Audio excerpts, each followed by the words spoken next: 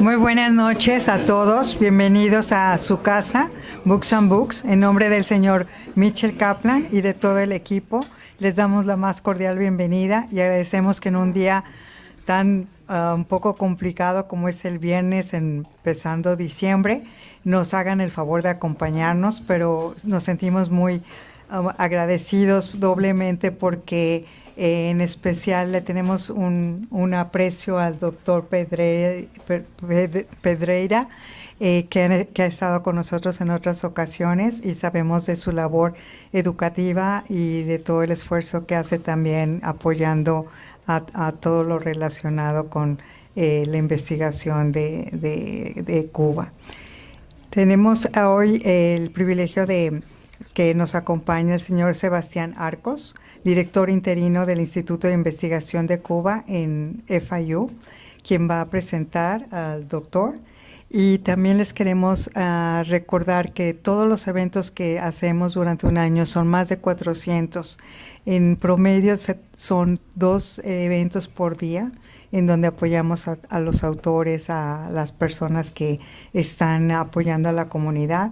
Y últimamente el fundador y dueño de la tienda abrió este es su primer año, la Fundación Literaria, que apoya a todo lo que es a llevar libros a colegios de niños que no tienen recursos, en donde también acompañan los autores, y no solamente es educar a los niños acerca de la creatividad de la escritura y de la importancia de la lectura, sino también se les donan los libros.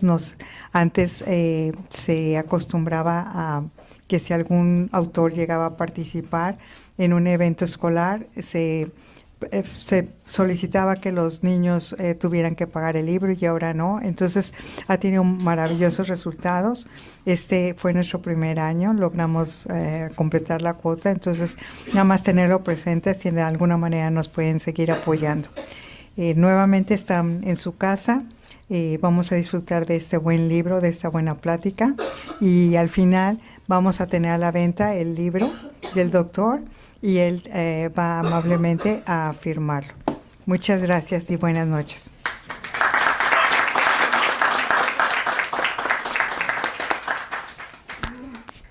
Muy buenas noches. Muchísimas gracias por venir, por estar con nosotros. Hoy es una noche de lujo porque tenemos a Daniel, que es no solo un gran amigo del Instituto, sino también un distinguido profesor de FIU. Les prometo que voy a ser muy breve. Lo que pasa es que la biografía de Daniel es bastante larga. Una página. Pero apretadita, ¿eh? Me da una envidia tremenda cada vez que veo la biografía de Daniel. Es increíble, es increíble. Daniel es profesor asistente del Departamento de Política y Relaciones Internacionales de la Escuela de Asuntos Públicos e Internacionales de FIU. La escuela se llama SIPA en inglés, School of International and Public Affairs. Daniel tiene un doctorado y un máster en Ciencias Políticas y además un certificado de Estudios de América Latina y del Caribe de FIU. Tiene además una maestría en Operaciones de Paz de la Universidad George Mason y una licenciatura en Relaciones Internacionales de la Universidad de Miami. Daniel fue asistente de la congresista Eliana Ros-Lehtinen del año 2007 al año 2013, cuando ella presidía el Comité de Relaciones Exteriores de la Cámara de Representantes. Y trabajó además con el Centro para Cuba Libre de Washington, y ese es otro de los overlaps que tenemos con Daniel. Actualmente preside el Pen Club de Escritores Cubanos Exiliados y es miembro de la Junta Directiva del Instituto de la Memoria Histórica, acá, Cubana, la Memoria Histórica Cubana contra el Totalitarismo.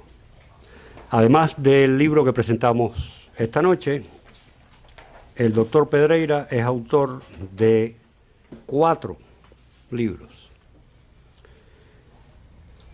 Un instrumento de paz, la vida del embajador Guillermo Belt Ramírez, del año 19.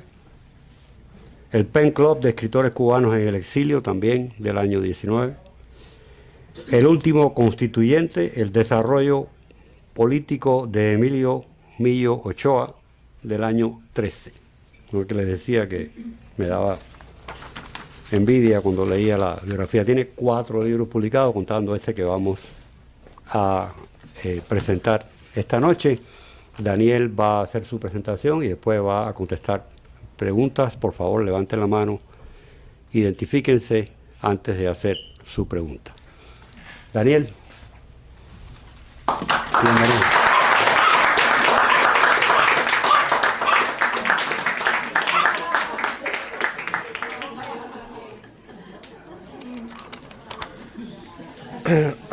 Bueno, muchas gracias ante todo a todos por estar aquí esta noche. Sé que el tráfico estuvo complicado, así que gracias por la paciencia y por la persistencia en llegar aquí.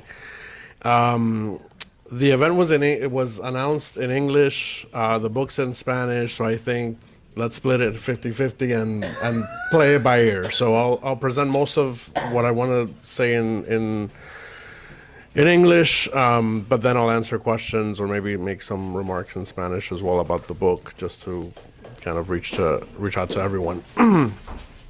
So first, I want to give thanks to the Cuban Research Institute at FIU, to Sebastián for proposing that this presentation take place, for Aimee, for all her work, Aimee Correa. Also to Books and Books, Mitchell Kaplan, Cristina Nosti, Mark Meneses, who helped internally organize every detail, and the rest of the team here. Also for thanks to my colleagues at FIU Stephen J. Green School of International Public Affairs, and especially the Department of Politics and International Relations, for being here to support me, and I really appreciate it. And also to the Institute for Cuba's Historical Memory Against Totalitarianism, which is the organization that proposed that I write this book, gave me the idea to write this book, and is a nonprofit organization that basically works to preserve Cuba's historical memory through interviews, books, documentaries. Thanks again to all of you. And I especially want to thank, and I just saw him come in, Ambassador Martin Palausch. Thank you for being here. Thank you for your constant support. I really appreciate your presence. So this book is kind of the beginning of a conversation that I think needs to be had on the topic of disappearances in Cuba. We often, when we talk about Cuba and different human rights elements within during the past 67 years, almost 67 years, we focus on the political prisoners, we focus on the executions, we focus on a wide variety of human rights abuses, but we don't really stop to think of these cases where disappearances have occurred.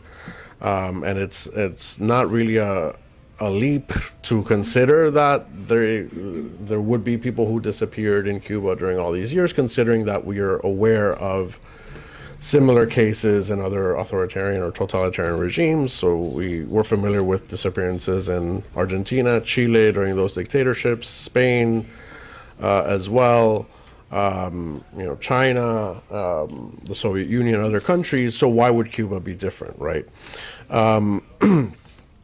And so I took the kind of the approach of trying to reconceptualize disappearances. We often think about forced disappearances. So the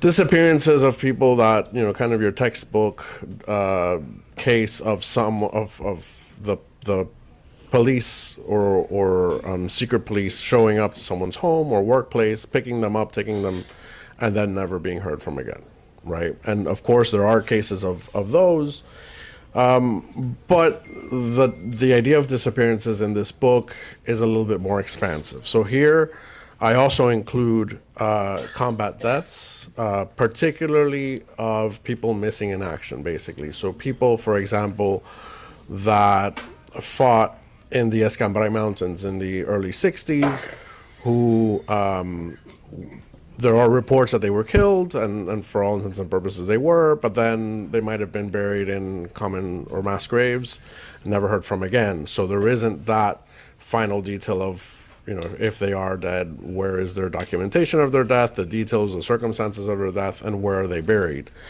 Also, I extended to refugees lost at sea during different eras, particularly in the 1990s. Also, Cubans missing in action abroad. Angola is kind of the main case where Cubans went to fight and died in battle. There was, for a long time, this idea that those that had fallen in Angola had been, their bodies had been sent back to Cuba, but that's not the case. The book indicates that there were some that were just never accounted for. And we're seeing it today in Ukraine with the Cubans that are falling in battle in Ukraine, being buried in mass graves, or family members not given any information. So this is something that is not just historical, but is actually happening today as well. So within those categories, I was able to identify 614 cases. Now that's a very conservative number. Obviously, when you account for the numbers of executions and people that may have been lost at sea, etc., those numbers would be higher. But I stuck to that number because those were the cases that I was able to identify with a name, a date either of birth or disappearance, and a place. I came across a lot of accounts, for example, testimonials that would allude to a group of people being lost at sea, or a group of people being executed and buried in mass graves, but their names were not there. So it's very hard to really include them if I don't have the direct information. So really what all of these categories share in common is that the culprit, whether directly or indirectly, is the Cuban dictatorship. So directly, if it's a forced disappearance; indirectly, if it's people that are refugees lost at sea, they still were prompted to carry out the decision to leave the country in that precarious way because of the situation established by the dictatorship. This book also tries to incorporate the cases of disappearances in Cuba within the broader scope of disappearances worldwide. So a lot of times we talk about Cuba, we think about Cuba as an isolated case, and we don't stop to think that, this has happened somewhere else to a greater or lesser degree. So we maybe should start talking about Cuba in more of an international sense rather than just isolating it to Cuba, because I think that way the idea or the vision of what's happening in Cuba is better understood, right? If you compare it to situations that have happened in the past. So obviously there's limitations to the study. Like I said, 614 is a very conservative number, although I think it's an important start. But in most cases where these issues have been raised, have been investigated, have been documented, it occurs during a period of transition to democracy. It occurs after the fall of a dictatorship, so that's where the archives open up. That's where individuals feel more free to relate what happened to their relatives, to find or to look for answers. Right now, the dictatorship's still there, so that's impossible to do. You can't go to Cuba and start asking these questions. So everything that you can do has to be done from abroad, which limits what we can do, but it definitely is an important start, I think. You also, again, because of the situation, you have fear from family members in Cuba. You have family members who want to know the truth and who have maybe tried to ask some questions and have been threatened with harm. In some cases that I mentioned in the book, one of the common themes that arose in the book from different testimonials in different periods is that there have been individuals who have tried to ask the hard questions about their relatives and what happened with their disappearances, and they've basically been threatened by Cuban authorities, basically to the effect of being told, oh, if you keep asking about your relative, the same thing might happen to you. So there's, on the one hand, this official government line that there's no disappearances in Cuba, there have never been disappearances in Cuba, but at the same time, it's used as a tool to prevent investigations or questions being asked on these disappearances. And that is also a practice that continues today, although it's a practice that, again, is not very much denounced. It's not talked about in the way that other repressive tactics are talked about. And really also something else I tried to do with this book is make it in some small or modest way a document for future investigations on disappearances in Cuba. So again, just the tip of the iceberg, the beginning of investigations that eventually, like we've seen in other cases where similar issues have arisen, that can lead with more information, more research, more details to indictments, prosecutions of those guilty in a transitional justice setting. Again, this is once there's a transition to democracy. This won't be, under the current dictatorship, but the hope is that there is a document there that'll get the ball rolling, that'll help other researchers not have to start from scratch. They have a basis, they have some names that they can start looking into.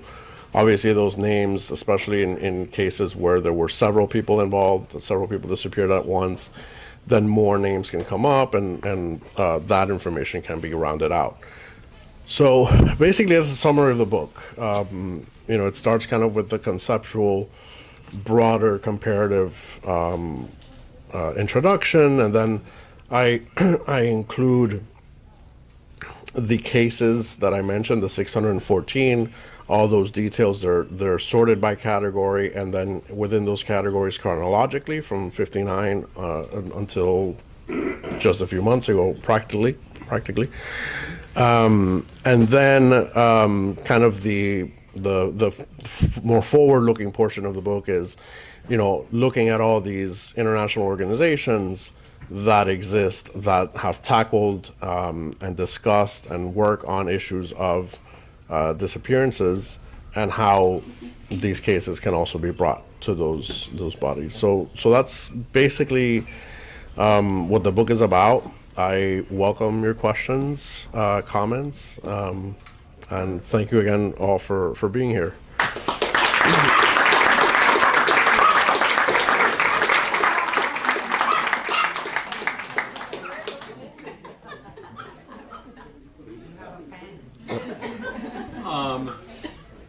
Danny, very impressive. I think you started some research that can bloom. My question is the following. Of these 614 cases, which category do they fall in? You mentioned the people that were lost on the Florida Straits, the people who were lost in Africa, right? Do you have some preliminary figures? And then second, I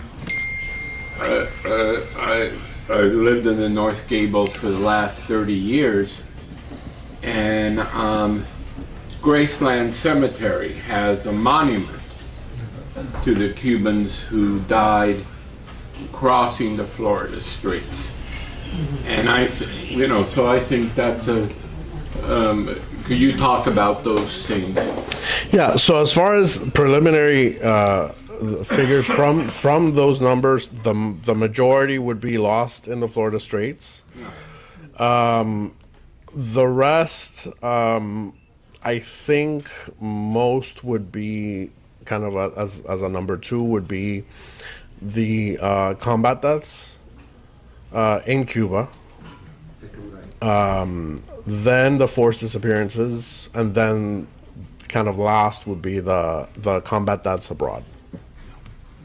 But again, these are just based on what this sample presents. It could change.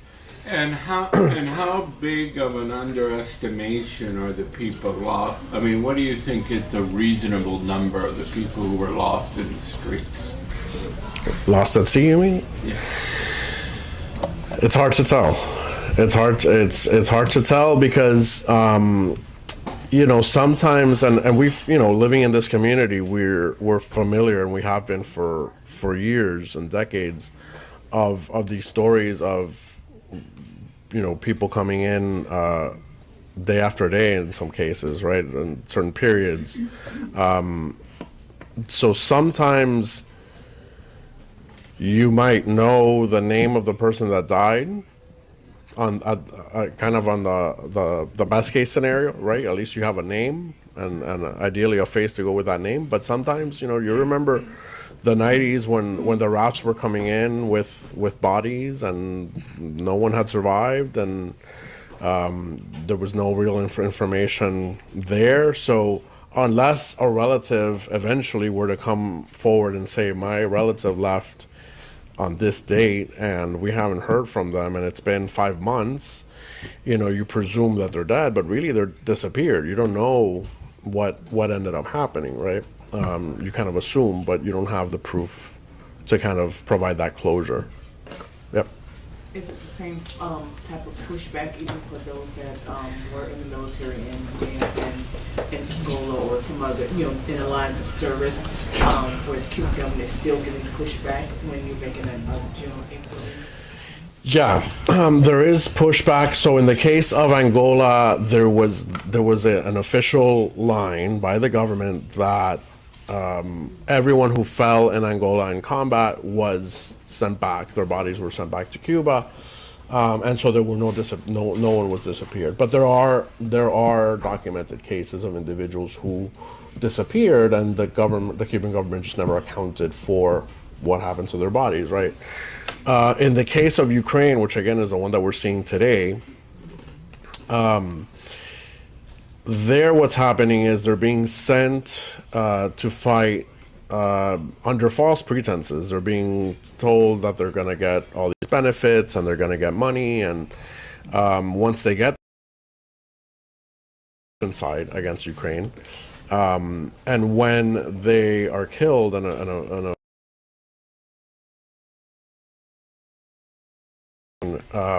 they're basically buried in mass graves. Family members ask questions to not just the Cuban government but also the Russian government. They don't get responses. Sometimes they're told, "Oh yeah, they died, but we can't bring the body back," or they get the runaround. They don't really get a concrete response as to. Yeah, exactly. A lot of bait and switch throughout the entire process. Yes.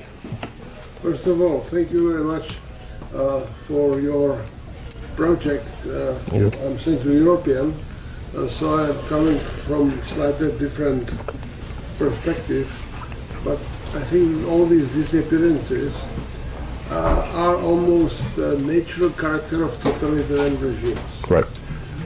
We have the case of Camilo Cienfuegos, who was a great hero of the revolution, and he was doomed to disappear because the leaders of that totalitarian conspiracy made their choice. Right. So there are so many people who disappeared because of the totalitarianism of the regime. How young generation can be reminded that this type of annihilation, that the story of concrete human beings needs to be eradicated. I think it's much bigger problem. With all due respect to the 600 plus individuals, great job, thank you for that. But I think that this annihilation is much larger project because it's the nature of the regime. Right, I agree. It's and that's kind of another one of the motivations to write the book is that, a lot of times when we, and again, it happens, I think, because we're in Miami, because we're almost saturated with news on Cuba. So it's hard to study Cuba or discuss Cuba within the broader context, right? And in this case, within the broader context of authoritarian or totalitarian regimes. So one of my goals was with this book is to say, look, this is happening in Cuba, but by the way, this also happened in X, Y, Z, all these countries that I mentioned at the beginning, and we, I think, going forward should study, what those countries did to find out what happened, what methods they carried out later on to not only document, but then going forward after that, once you have the documentation, then what do you do legally? What do you do procedurally? So yeah, I totally agree with you that this should be included within and thought of within the context of similar regimes. Yep. So speaking of that, my question is specifically about the cases you cite. There's been a lot written about this topic for Latin American dictatorships of the right, Chile, Argentina, Guatemala. Are those included in the ones you cite in the book? That's my question. Oh, yeah, I included, so let me try to think. I included Argentina, Chile, Guatemala, Vietnam with the boat people. And there is literature where the boat people in Vietnam are considered disappeared. So like that's another example, right? If they're disappeared, why are the people that left on rafts from Cuba not, right? Also Franco's Spain. I allude to like one of the most famous cases of disappearances in the world, Federico Garcia Lorca, and I think there's a few others that I mentioned there to again tie in the idea that this has happened and continues to happen in other cases. Yep. Hey, Professor. Just kind of curious as to right now the underreported side of Cubans being in the Ukrainian-Russian war. I'm just kind of curious, maybe it's a little bit outside the scope of the research of the book because it's focusing on past disappearances, but just kind of curious if that trend, given it's an ongoing war, seems to be expanding, decreasing, evolving. You mean in terms of the numbers of disappearances in Ukraine? Voluntarily, involuntarily find themselves in the war. I mean, given the last numbers that I've seen of combat deaths in Ukraine of Cubans, it's increased. So again, this book is not going to take those into account because of this has happened in the last few months, but yes, the numbers have increased. The situation as far as changing the way that they were dealing with the combat deaths, bringing back the bodies to Cuba, or even accounting for those deaths has not been remedied, has not changed. So that stays constant. But the numbers have increased. How many numbers are we talking about? The last I saw was a few hundred, at least. There's this, it depends what source you're looking at, but it was a few hundred fallen. Yes. I think it's important for the public, particularly those who are not Cuban Americans or familiar with. If you can please make a difference, clear difference between those who disappeared and those who are victims of the dictatorship. Because in the case of Chile, 3,000 people were killed. They are victims, and a few of those disappeared. In the case of Argentina, almost Right. 10,000 were killed, and a lot of those disappeared. Right. So the 600 that you have in the book doesn't mean that the Cuban regime is responsible for just 600 victims. Oh no, of course, yes. We're talking about disappearances. So we're not talking about executions, right? Where there is a clear, for example, when there's an execution, usually, and again, if we're talking about straight regular executions, there's a trial, even if it's a sham trial. There's a sentence. There's a sentence that's signed. There's a date. There's a place. There's a name of someone that is executed. In the case of even if someone died in prison, maybe on a hunger strike or due to medical negligence, right? That's not what we're talking about here. These are people that we don't know what happened to them, right? These are people that, yes, they must have died. Some for example, if they fell in combat, we presume that they maybe were shot in a fire exchange, but they could have been executed. They could, we don't know the details. We don't know the circumstances. We don't know where their bodies are, right? So that's really the key to this 614. That again is, I'm sure, larger. But right, we're not talking about the other deaths that have occurred that are better documented by different means, which that number is presumably greater than the 614. Yes, oh, of course, yeah. Hey, Dr. Pedreira, well, first of all, I want to congratulate you on this awesome book. Thank you. I just want to ask you about, on top of these whole material disappearances, there is also some voice disappearance, right? That might be like hiding some of the reality that all these disappearances, experience.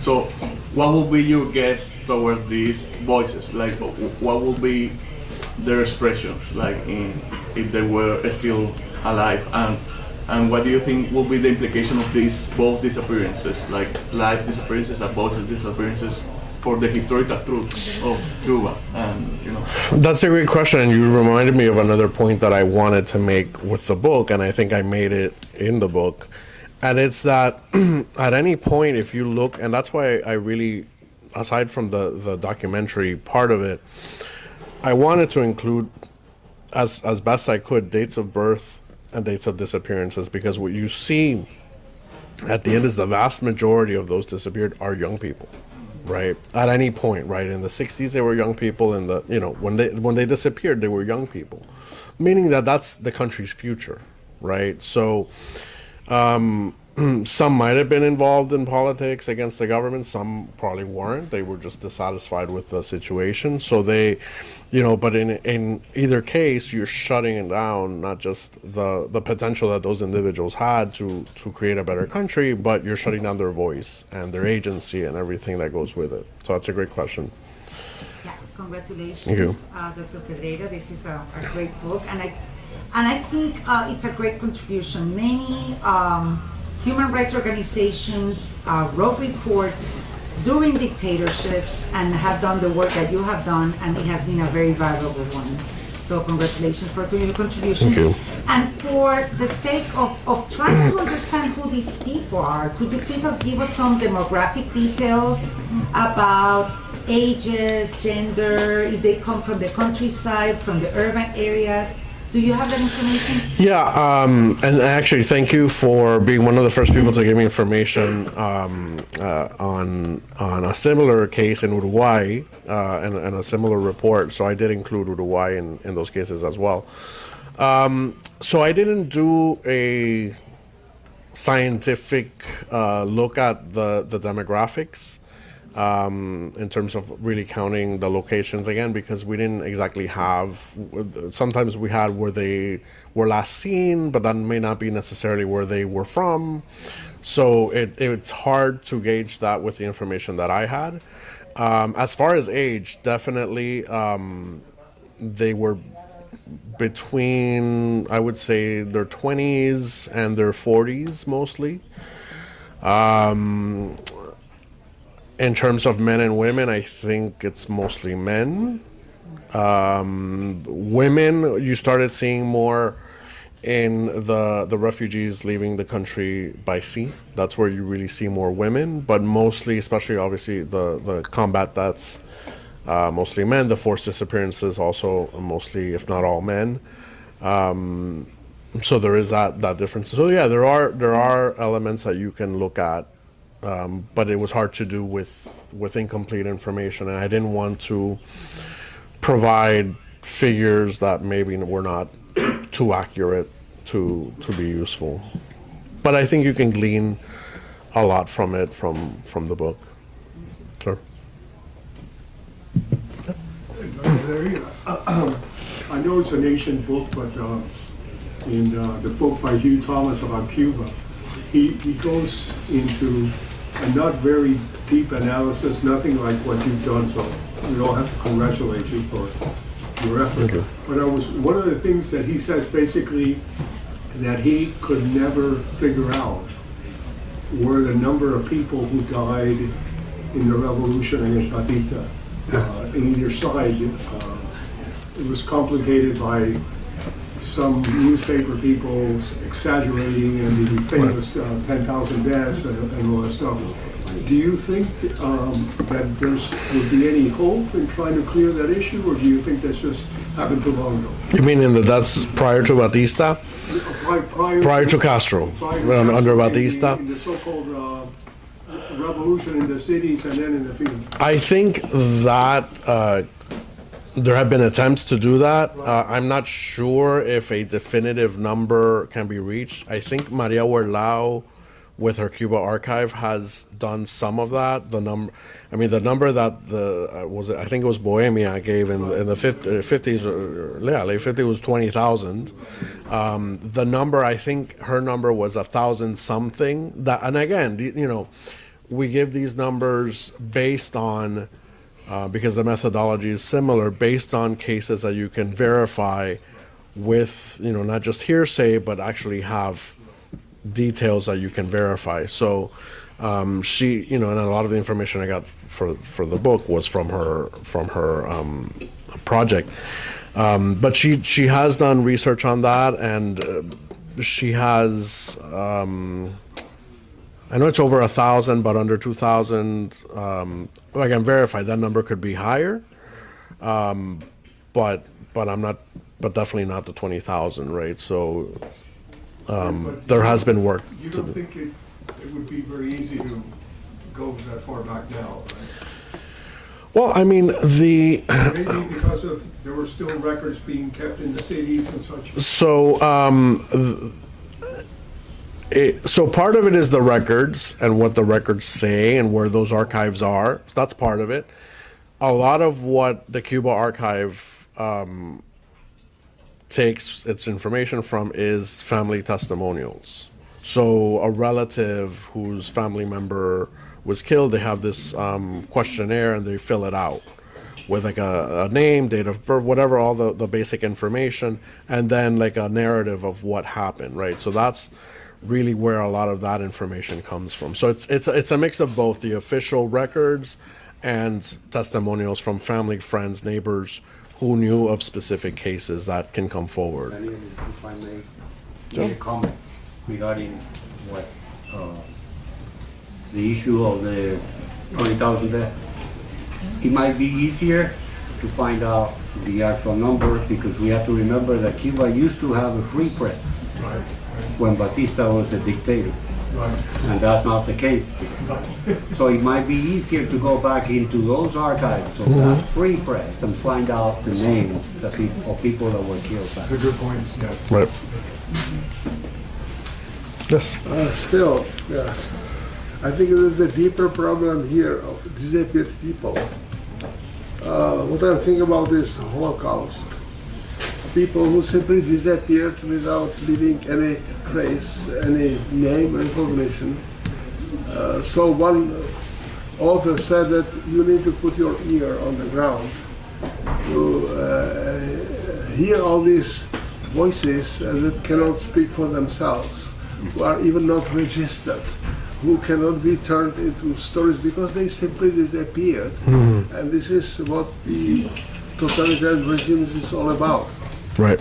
So I think that maybe Cuban regime is not that bad as Nazi regime who organized Holocaust was, but still these disappearances are a deeper problem than, and thank you again for the 600+ individuals, but there are so many others who simply disappeared without trace, and no one hear or listens to their voices. Right, and that's, I think, a question to consider in the future of a transition. We're always talking about plans for a transition, and everyone's talking about the future. But I think we need to not just with the disappeared, but with other issues of transitional justice, transitional or historical memory, where we have to ask these questions and find a way to answer, right? To see how these issues are tackled in the future. Right now, we're limited in what we can do. Definitely, we can't rely on people coming forward in Cuba, but it is something to think about. And kind of the idea here with a lot of this is to start that consciousness and to at least include it in the conversation, that these are topics that need to be discussed and thought about. You know, a friend of mine that I went to graduate school with worked on Cambodia, and he was very much involved in the disappearance and the crimes that occurred in Cambodia, which looked in the 1970s when I knew him. You know, I told him it was a pipe dream, that how would you ever figure this out, given the numbers? And the truth is that they did. Right? It was painful, it was horrible. And it's what he says, once you get on the ground, once the archives are open, once we set up a system of investigation and justice, is not an impossible task. Right. It's just impossible now. Yeah. John? Yes.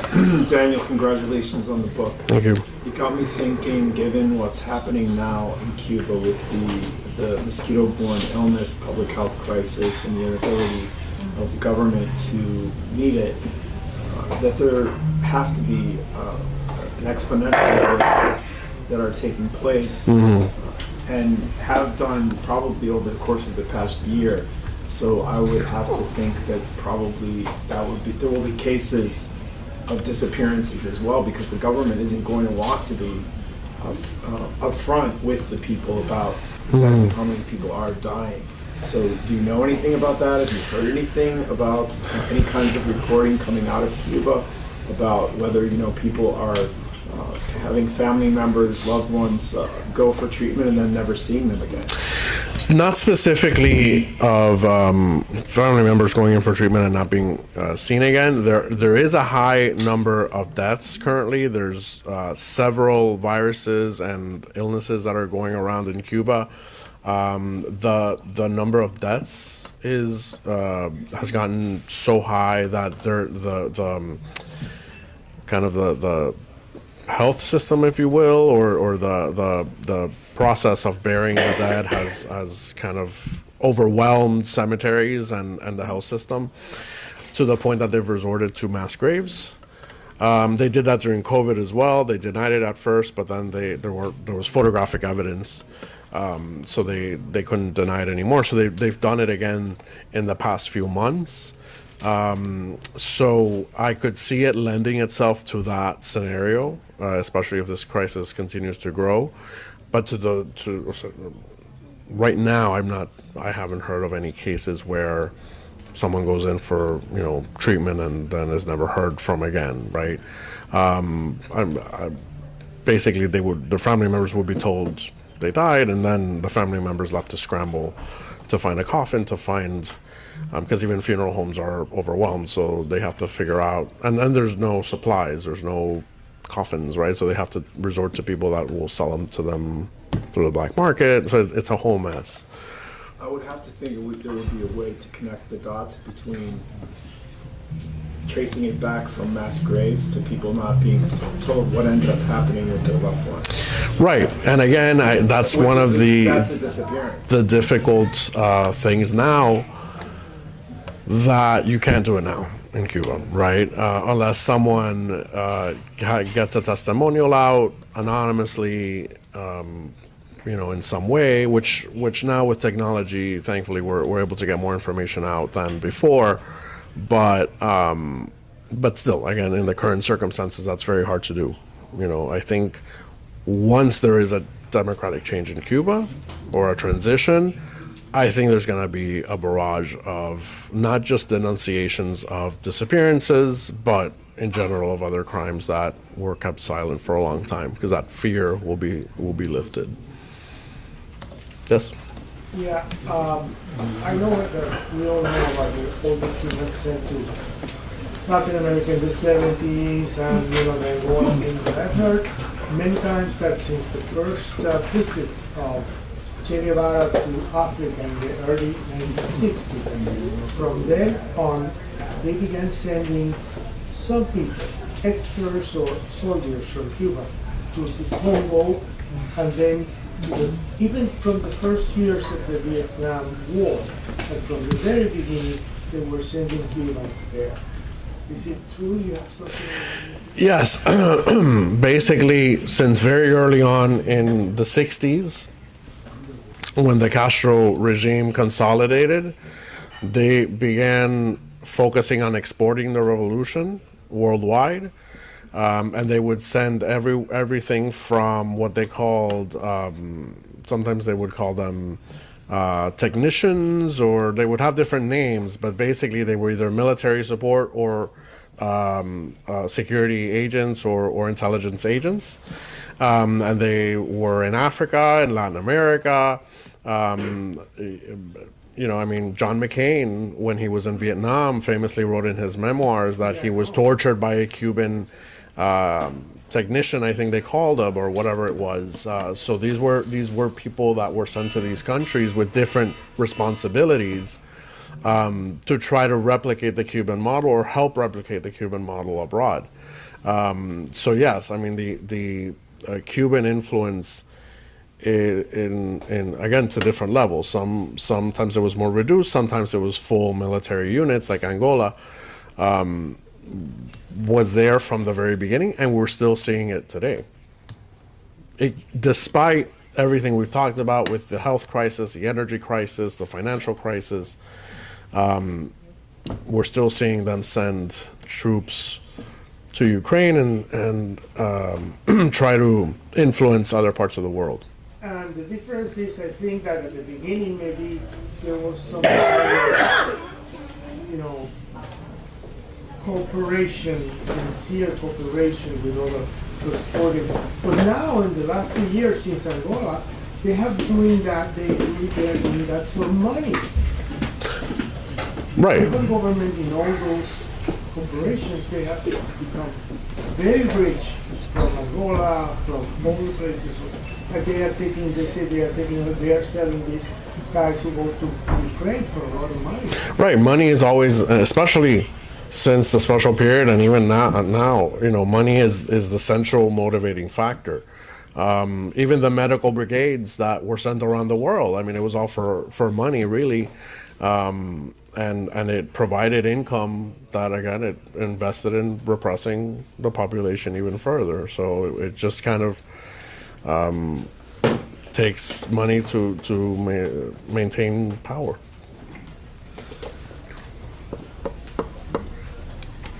Any other questions? Yep.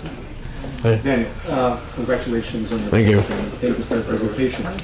In your opinion, what do you think is the main reason why left-wing parties, human rights activists across Latin America have kept silent about everything that has happened in Cuba over the last 7 years. I mean, is there, aside from, of course, romanticizing the regime, do you think there's, for example, active Cuban lobbying in those countries to prevent them from speaking about it?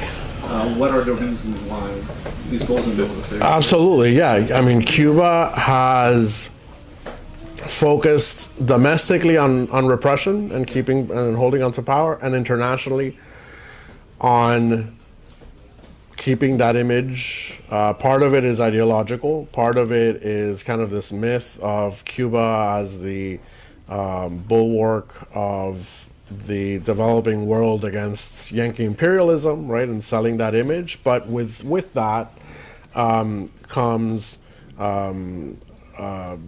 a diplomatic effort and a propaganda effort that, again, didn't start yesterday. It started in 1959 and has continued since. With that, you have agreements that are based on trade and based on other interests. And so you do have that still be very powerful, right? And we see it, in the strength that Cuban regime and that Cuban myth has in a lot of countries in the world. Even if you extract the element of U.S.-Cuba relations, just the Cuban regime itself and that vision that it provides to the world is attractive to certain governments or to certain countries, and has been for a long time. So yeah, I mean, it's a very complex relationship that's worth a whole other book and study. But yes, it's definitely there, and it's not just ideological. It's more complex than that. I would also point to the myth of Che Guevara and the way that his story resonates still today with so many people in the region, and how he, of course, played an important role in sustaining the revolution and taking it abroad. And right. The way he died in Bolivia. Right. He became the mythical illustration of the revolution, right? This young idealist, right, that came from abroad, even, right, motivated by what the revolution was trying to do, and worked to kind of help it consolidate in Cuba, and then went on his revolutionary road where he met his end, and that myth is very attractive. War, when he wrote right. That he was calling for 1,000 Vietnams throughout Latin America to challenge the great imperialists. Right. You always root for David. Yep. Exactly. Yep. But you know what? There is a point that I bring out, and that is that this image of anti-Americanism that you see in the European left and you see in some of that is now coming at a cost. Because if you look at the latest national security doctrine from the Trump administration and Rubio's foreign policy, is Europe is part of the enemy. That we're losing our ties to Europe. That Israel's a much better ally. That Japan's a much better ally. And I think this is a price of that leftist heritage. And I like to point that out to our European friends. So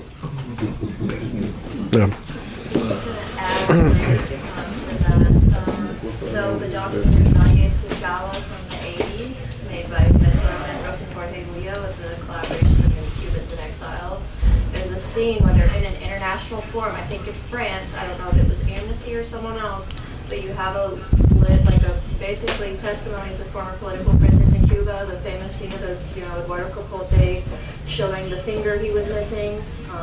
There's that. I mean, at the end of the 1970s, Jimmy Carter was prioritizing human rights, and then when he goes to Cuba in the early 2000s, he meets with dissidents. Obama did the same thing. So I don't think you can say there's a complete complete silence from the international left on human rights abuses in Cuba, but I mean, yeah, that's just my 2 cents. No, it's a good point. I mean, I agree with that. It's not a complete silence, but I think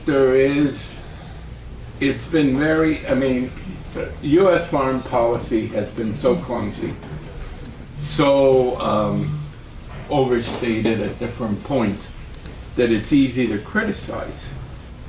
But it's a statement from Marco Rubio the other day. The Europeans complaining about the bombing of the Venezuelan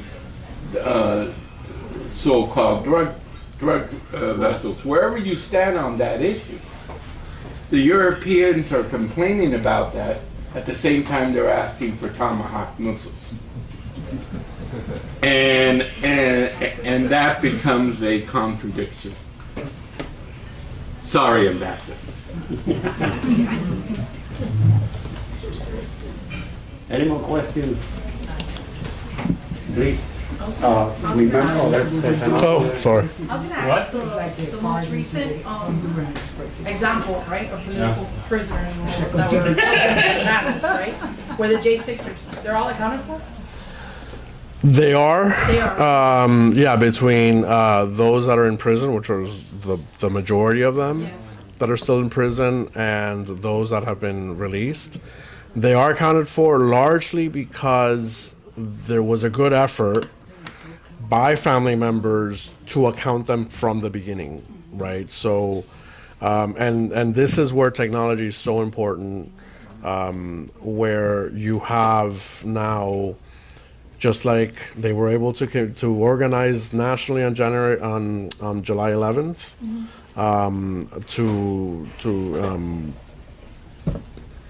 to simultaneously nationwide organize through WhatsApp groups and all that. They're able to use social media. They're able to document, okay, my son was taken to this prison, and or if there, and that's something that's very important. Also, there's for the past few, probably decade or so, with the increase of social media and communications and the ability of Cubans to have means of communication, even with the outside world. Anytime that there's even a prominent dissident like Berta Soler or Jose Daniel Ferrer, who just came to exile, any of them, and they're taken in for questioning, and they don't, like, that's it, they're taken in for questioning, you don't know where they are. There's immediate alerts. Oh, so and so has disappeared. Now that's a temporary disappearance. I didn't include that in the book because a few maybe hours later they're let go.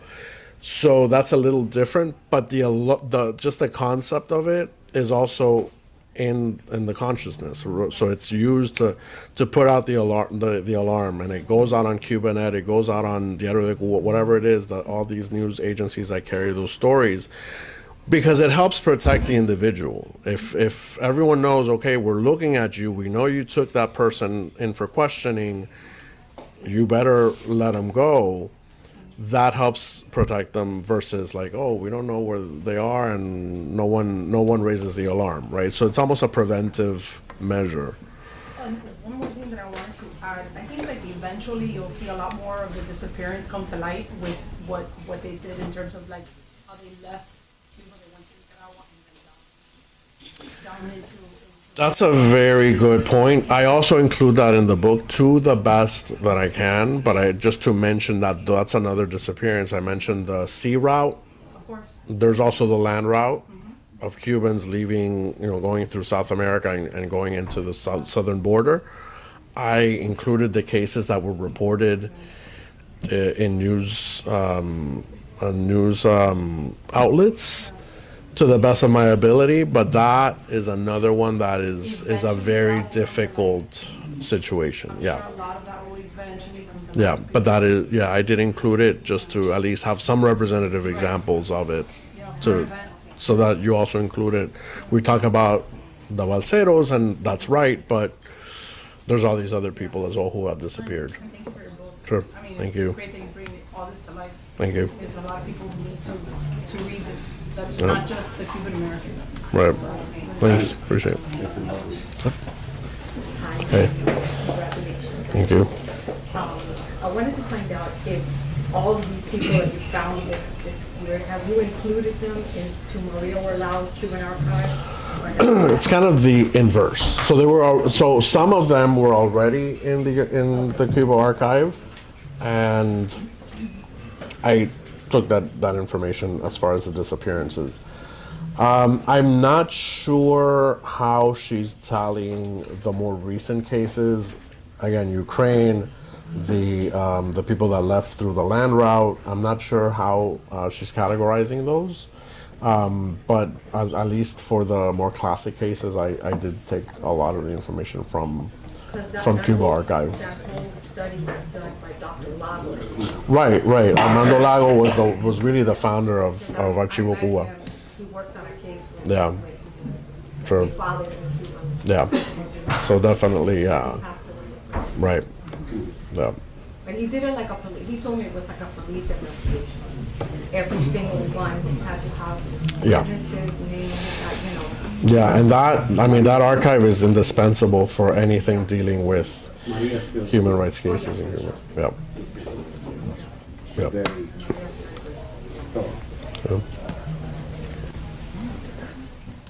So let's give Daniel a hand.